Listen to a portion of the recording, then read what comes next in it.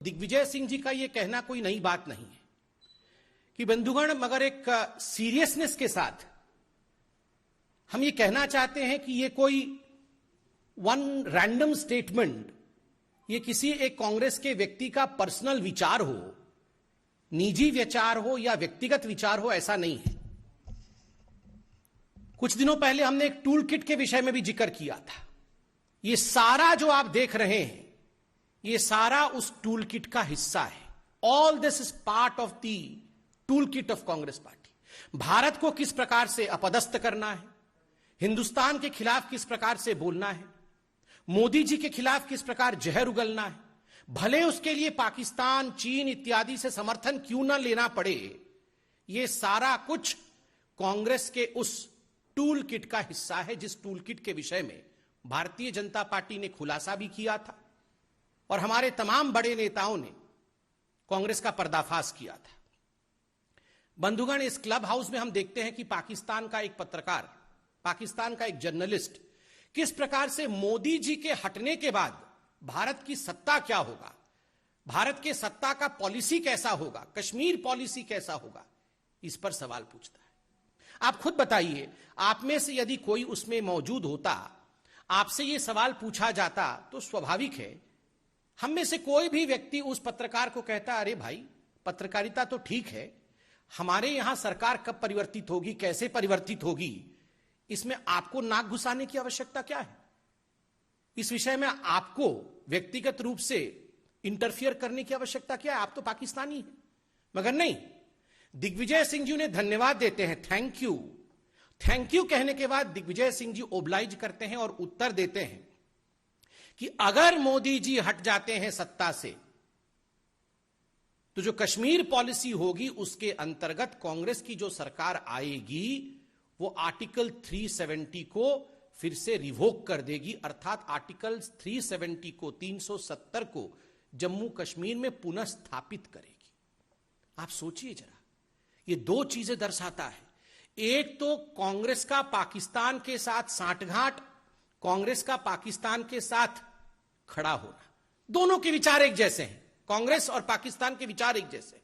और दूसरा, आज कश्मीर में जिस प्रकार की शांति का वातावरण है, वहां जिस प्रकार से महिलाओं के अधिकार को लेकर कश्मीर आगे बढ़ा है, बच्चों की शिक्षा का अधिकार आगे बढ़ा है, ऐसे कई सौ हिंदुस्तान के लॉ है, कानून है, जो हिंदुस्तान में लागू होते थे और जम्मू कश्मीर में लागू नहीं होते थे, आज वो वहां लागू हो रहे हैं, वहां के लोगों का जीवन सुचारू रूप से आगे बढ़ रहा है।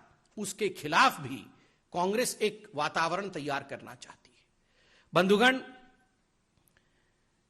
एक पैटर्न है, आप अगर डॉट्स को ज्वाइन करेंगे तो आप देखेंगे आज जो दिग्विजय सिंह जी ने कहा है, मुझे तो पूरा शक है कि यह पूरा का पूरा स्टेज मैनेज था। उस पत्रकार को दिग्विजय सिंह या कांग्रेस पार्टी के किसी बड़े नेता ने ही कहा होगा कि यह सवाल आप पूछना, ऐसा नहीं है कि उसने कोई रैंडम सवाल पूछ लिया, यह सब स्टेज मैनेज होता है, यह टूल किट का हिस्सा है। कहा गया होगा यह सवाल पूछना और उसके बाद बताया गया होगा, क्योंकि एक बहुत बड़ा पैटर्न है। मैं एक एक करके वो पैटर्न आपको गिनाता हूं। आर्टिकल 370 पे डिस्कस कर रहे हैं मित्रों, आपको याद होगा, और मैं तो चैनलों से ये रिक्वेस्ट करूंगा, आप चतुर्थ स्तंभ हैं, आप उस बाइट को जरूर दिखाइएगा जब पार्लियामेंट में आदरणीय गृह मंत्री अमित शाह जी खड़े होकर आर्टिकल 370 के विषय में अपना वक्तव्य आरंभ ही करने वाले थे, तभी जो लीडर ऑफ ऑपोजिशन है कांग्रेस पार्टी की ओर से, अधीर रंजन चौधरी, वो तुरंत खड़े हो जाते हैं, तत्क्षणात खड़े हो जाते हैं और खड़े होकर कहते हैं, नहीं नहीं नहीं नहीं, ये चर्चा हम कैसे कर सकते हैं, ये तो बायलैटरल इशू है, ये आर्टिकल 370 तो द्विपक्षीय इशू है, इसमें भारत कैसे अपने आप डिस्कशन कर सकती है बिना पाकिस्तान के कंसेंट के। तो ये तो हिंदुस्तान के पार्लियामेंट के पटल पे किस प्रकार से कांग्रेस पार्टी का पर्दाफाश हुआ था, ये पूरे हिंदुस्तान ने देखा था। और तो और अधीर रंजन चौधरी जी के पीछे स्वयं श्रीमती सोनिया गांधी जी मौजूद थी, और ये सब कुछ सोनिया गांधी जी के उकसाने पर अधीर रंजन चौधरी ने कहा था कि how can article 370 be discussed unilaterally by the Indian parliament, it is a bilateral issue. ये पैटर्न उससे पहले से शुरू हुआ।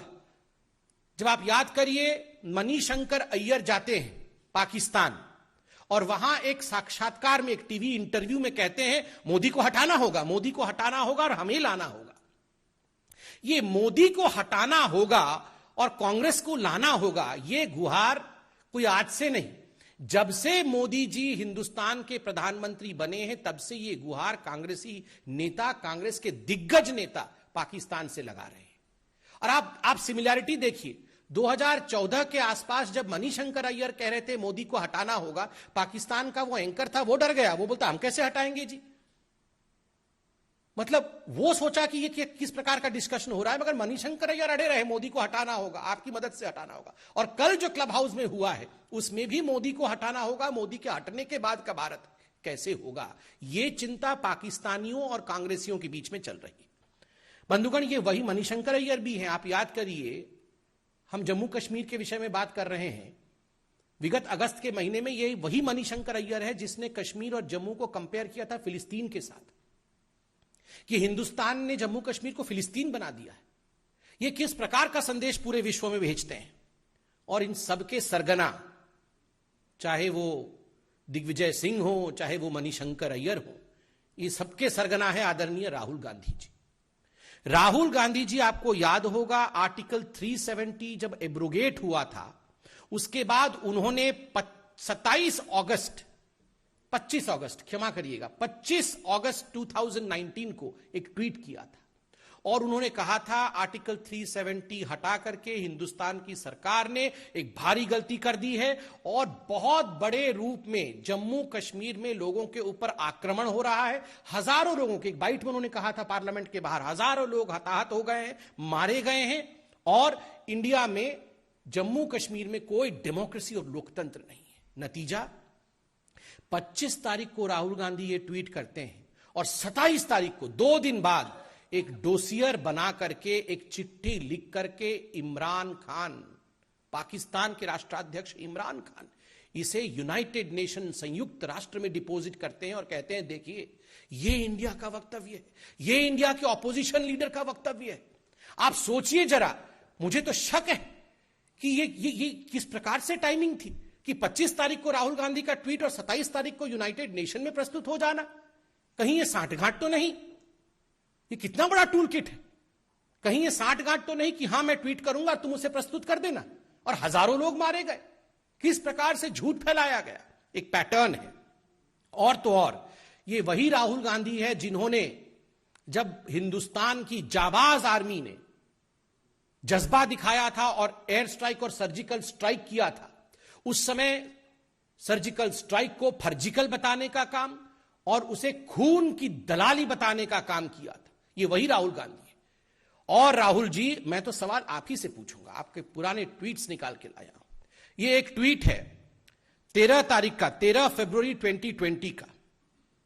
उसमें उन्होंने कोरोना को लेकर राहुल गांधी जी ने एक ट्वीट किया था, आप देख सकते हैं, जिसमें जम्मू कश्मीर को पाकिस्तान का हिस्सा दिखाया था। राहुल गांधी जी, ये क्या हो रहा है? दिग्विजय सिंह जी आज पाकिस्तान के साथ खड़े हैं, मणिशंकर अय्यर खड़े हैं, आप ऐसा एक नक्शा भारत का ट्वीट करते हैं जिसमें जम्मू कश्मीर जो है वो पाकिस्तान का हिस्सा है। ये क्या रहा है? देखिए, उसी पैटर्न के अंतर्गत शशि थरूर, आपको याद होगा, हिंदू पाकिस्तान में कोरोना का मैनेजमेंट इतना बढ़िया हो गया कि शशि थरूर जी को जलन हो रही थी, वो भी फर्स्ट वेव में। उन्होंने 18 अक्टूबर 2020 को पाकिस्तान को संबोधित करते हुए ऐसे ही एक क्लब हाउस, उस समय क्लब हाउस नहीं खुला था, उस समय कुछ वेबसाइट, वेब चैट वगैरह था, उस वेब चैट में कह रहे थे कि मुझे तो जलन हो रही है, पाकिस्तान कितनी खूबसूरती के साथ कोरोना का मैनेजमेंट कर रहा है। ये सारे नेता, और आप इनसे पूछिएगा तो बताएंगे ये तो व्यक्तिगत विचार है। ये व्यक्तिगत विचार नहीं है जी, ये सब टूल किट का हिस्सा है। बी हरिप्रसाद, इनके इतने बड़े नेता कर्नाटक से, और उन्होंने कहा पुलवामा का जो हमला हुआ वो मोदी जी और इमरान खान, इन दोनों ने मिलकर सांठगांठ के साथ कराया है। और तो और ये जो कांग्रेसी है, इन्होंने जाके टर्की में किस प्रकार से एक ऑफिस खोला, ये आपने देखा था, और वहां जाके यूसुफ खान को अपना अध्यक्ष बनाया था। टर्की में ऑफिस, यहां का तो ऑफिस का कोई अध्यक्ष है नहीं, वहां पर अध्यक्ष लगा के बैठाया हुआ था। ओसामा जी, हाफिज सईद जी, ये सब तो आप जानते ही हैं। मगर बंधुगण, ये सब सुनने के बाद, ये सब जानने के बाद एक बात तो स्पष्ट हो जाता है, ये हाफिज सईद जो कुख्यात आतंकवादी है, उसने ऐसे ही नहीं कहा था कि भारतवर्ष में एक अच्छी पार्टी है Congress party, I love Congress party. ये हाफिज सईद ने कहा था, आप सबने दिखाया था, वो वीडियो मौजूद है। ये ऐसे ही हाफिज सईद कांग्रेस पार्टी से प्यार नहीं करता है। और आज मैं एक निवेदन करता हूं, ये कांग्रेस पार्टी अपने नाम को बदले, INC को बदल करके ANC कर दे। ये अपने आप को INC कहती है, आज मैं कहता हूं ये अपने आप को ANC कहे, एंटी नेशनल क्लब हाउस। ये एक ऐसा क्लब हाउस है जिसमें सारे लोग मोदी जी से घृणा करते करते आज हिंदुस्तान से घृणा कर बैठे हैं। ये वही कांग्रेस पार्टी है जिसमें पी चिदम्बरम कह रहे थे कि आर्टिकल 370 इसलिए हटाया गया क्योंकि जम्मू कश्मीर जो है वो मुस्लिम बाहुल्य क्षेत्र है। तुष्टिकरण की पराकाष्ठा को आप देखिए। बंधुगण, केवल इस पैटर्न में पाकिस्तान हो ऐसा नहीं है। इस टूल किट में चाइना पाकिस्तान एक्सेस भी था। इस टूल किट में 2008 में जो MOU साइन किया गया सोनिया जी और राहुल जी द्वारा, और काफी डोनेशन, करोड़ों में डोनेशन जो कांग्रेस के अकाउंट में चाइना से आया, ये सब यूं ही नहीं हुआ है। ये सब उसका हिस्सा है कि हम मिलकर किस प्रकार भारतवर्ष को नीचे दिखाएंगे। कश्मीर में आर्टिकल 370 पुनः स्थापित करने के लिए चीन, पाकिस्तान इत्यादि के साथ मिलकर काम करेंगे। ये 2008 में MOU का भी हिस्सा है। और आपको याद होगा डोकलाम का जब स्टैंड ऑफ हुआ था, पूरा ये गांधी का कुनबा, ये तथाकथित गांधी का कुनबा जो है, ये प्रियंका जी, राहुल जी, वाड्रा जी और भी सब जी, वो सारे के सारे चाइनीज टेंट के नीचे मिले थे। पहले तो मना कर रहे थे, बाद में जब फोटो आ गया और मीडिया ने फोटो चला दिया तब हाथ खड़े करके हाँ हम वहां थे। आप बताइए ये किस प्रकार की राजनीति कांग्रेस पार्टी कर रही है। आज भारतीय जनता पार्टी इस मंच से आज हम ये डिमांड करते हैं कि दिग्विजय सिंह जी ने पाकिस्तान के एक पत्रकार को जिस प्रकार से मोदी के हटने के बाद भारत कैसा होगा, उसमें हम आर्टिकल 370 को बहाल कर देंगे। इस पर सोनिया गांधी जो कि अभी कार्यकारी अध्यक्ष हैं, और राहुल गांधी जिनको भविष्य में वो अध्यक्ष बनाना चाहते हैं शायद कांग्रेस पार्टी, दोनों क्या सोचते हैं?